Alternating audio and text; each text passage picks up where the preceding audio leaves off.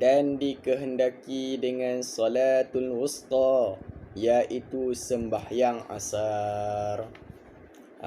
Maksud salatul wusta dalam ayat hafizu 'alas salawati was salatil wusta, maksud dia adalah sembahyang asar. Sebagaimana yang saya dah terangkan tadi.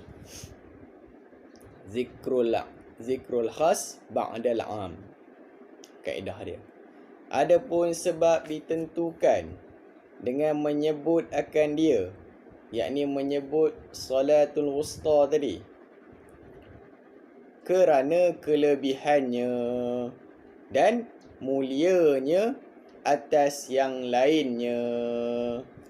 Maksud dia, solat asar ni lebih mulia atas yang lainnya.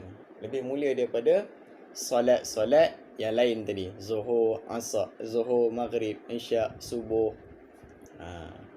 Kedudukan dia lebih mulia, lebih tinggi berbanding solat-solat yang lain tadi.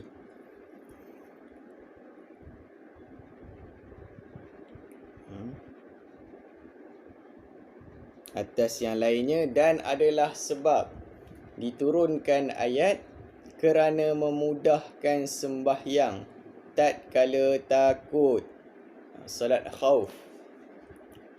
Bahawasanya adalah orang Islam serta Rasulullah sallallahu alaihi wasallam pada setengah daripada peperangan sembahyang Rasulullah sallallahu alaihi wasallam sembahyang zuhur atas jalan adatnya.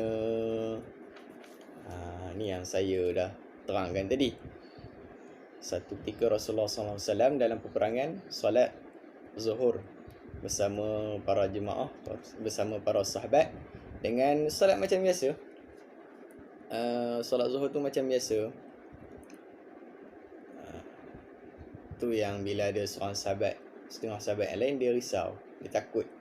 Risau-risau ada orang kafir intip dan serang hendap kepada jemaah Islam, tentera Islam pada waktu tu.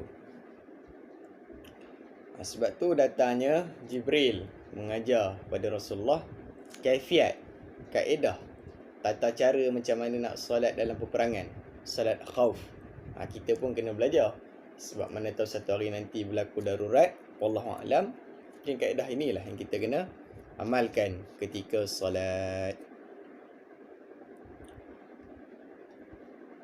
Bahawasanya adalah Rasulullah SAW adalah orang Islam serta Rasulullah SAW pada setengah daripada peperangan sembahyang Rasulullah SAW sembahyang zuhur atas jalan adatnya,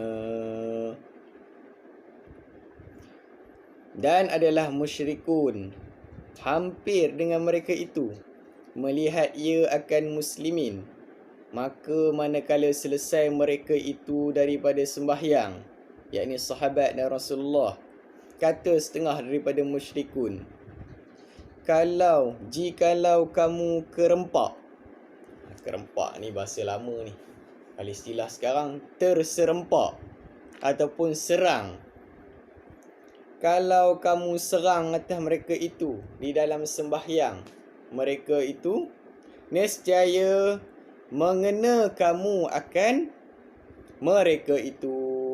Maksudnya kalau kamu serang sahabat dan Rasulullah ketika mereka sembahyang, nescaya kamu dapat menumpaskan tentera Islam pada waktu itu. Dapat kamu tawan tentera Islam pada waktu itu.